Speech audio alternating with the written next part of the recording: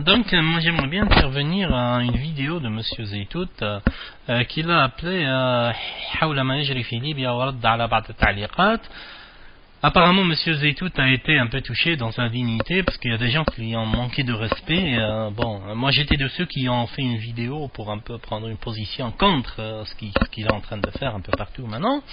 Mais j'aimerais bien dire une chose très très importante, c'est que je respecte d'abord Monsieur Zeytout en tant que musulman, en tant qu'être humain, en tant que en politique. Là n'est pas la question. Hein. Le problème n'est pas vraiment on n'est pas un problème personnel c'est quand même important, hein, donc moi, si j'ai été un peu surtout sidéré par les prises de position de Monsieur Zeytout et surtout ses méthodes sur les plateaux de télévision que j'estime un peu on commence un peu à dévier entre parenthèses du droit chemin, des chemins, parce que la politique elle a ses règles, elle a ses principes et surtout nous sommes quelque part musulmans et nous sommes aussi responsables de ce que l'on dit, hein, ça c'est clair. Donc moi j'étais surtout choqué par la prise de position de M. Zeytout concernant la Libye, surtout lorsqu'il est allé sur la BBC en train de faire carrément l'apologie de la guerre. Hein. Nous savons tous que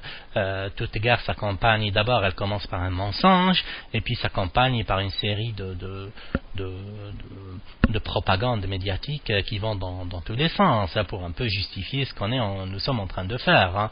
Loin de là, je ne cautionne pas ce que fait Kadhafi ou je n'ai jamais été pro-Kadhafi, mais il y a des règles aussi à suivre. Hein. C'est clair, surtout lorsque nous sommes musulmans et c'est un peu ça. Donc on a vu bien, c'est-à-dire moi ce qui me touche le plus, c'est qu'aujourd'hui nous sommes en train de répéter les mêmes problèmes qui se sont posés au début du XXe siècle, lorsque les Arabes ont fait appel aux Anglais pour un peu les sortir du joug entre parenthèses colonial, et que les Anglais à l'époque ont envoyé une série d'espions au Moyen-Orient pour un peu voir comment ils arrivent un peu il faut dire les choses, à détruire le califat, parce que c'était ça leur but, hein, détruire le califat et pour un peu mettre en place un nouvel ordre géopolitique et aussi idéologique, hein, mais ça c'est un autre sujet. Hein.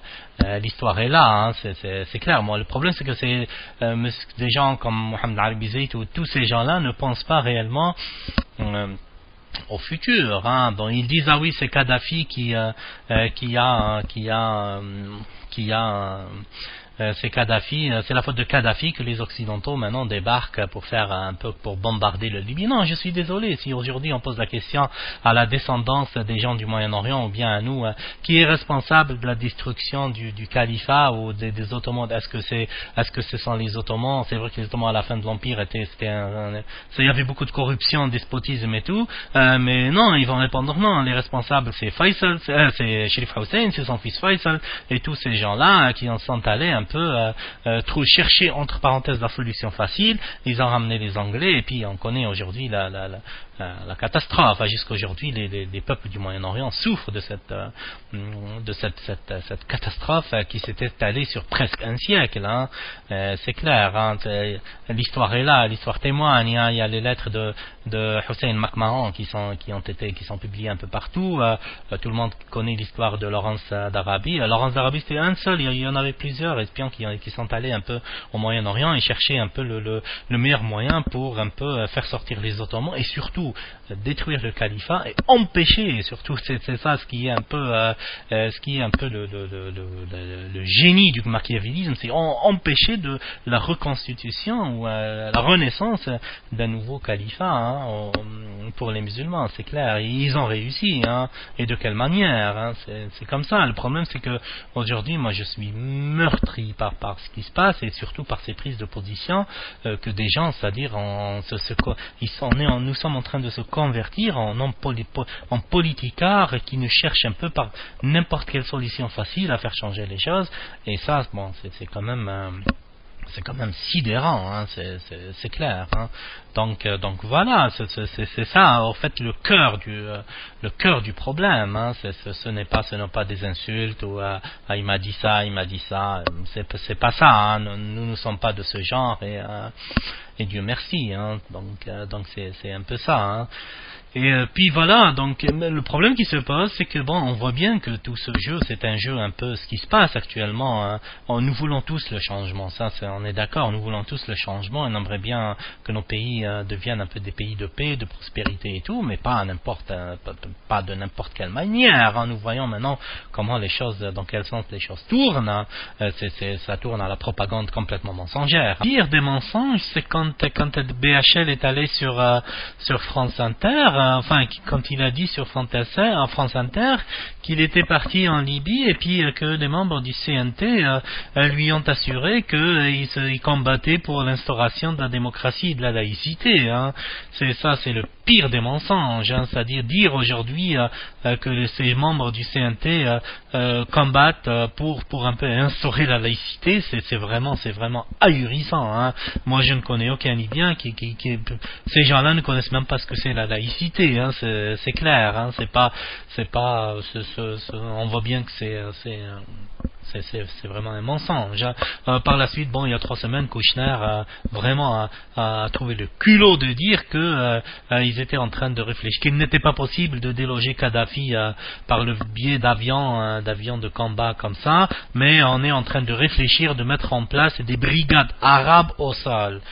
Donc on conçoit vraiment, on voit bien comment ces gens-là conçoivent l'individu arabe ou musulman, hein. Pour eux, c'est des moutons, hein, qu'il va falloir rassembler et les envoyer un peu partout, faire la guerre contre eux. Alors eux, ils ne peuvent pas bien sûr descendre par terre parce que bon, ils veulent pas envoyer leurs enfants, hein, on va dire, se tuer. Qu'est-ce qu'ils font? Ils ont envoyé les enfants des autres. C'est un peu la façon de voir, la façon de faire la guerre de ces gens-là, hein. C'est clair, hein. Voilà, pour que ces moutons-là vont un peu appliquer l'ordre de Monsieur Kouchner et BHL.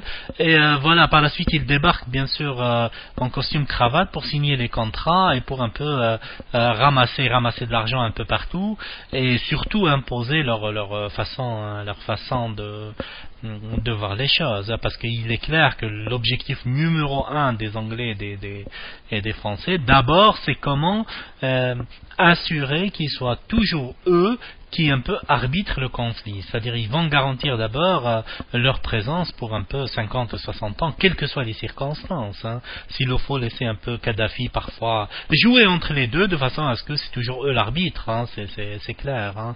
Ça c'est pour revenir un peu à la question de la propagande et du mensonge, hein. En Libye il y avait possibilité d'éviter tout ce qui se passe, or le problème il y a des gens par le biais de la chaîne Jazeera et toutes ces chaînes du Moyen-Orient qui ont voulaient un peu accélérer le processus du genre ah oui, Kadhafi s'est sauvé, il y a une grande défection à l'armée, sa fille elle est partie à Malte, je sais pas quoi, il y a des MiG apparemment qui ont atterri je ne sais un peu partout, créer un peu un processus de non-retour, c'était surtout ça, hein. Et c'est pas les gens d'Al Jazeera qui décident, hein. Il y a des gens, c'est des réseaux, hein. C'est clair, des réseaux qu'on ne voit pas, c'est clair, c'est l'émir du Golfe ou ces émirs là n'ont aucun mot, c'est des instruments, hein. C'est des instruments entre des gens qui sont un peu, enfin, c'est des gros poissons, hein, qui sont derrière ça. C'est pas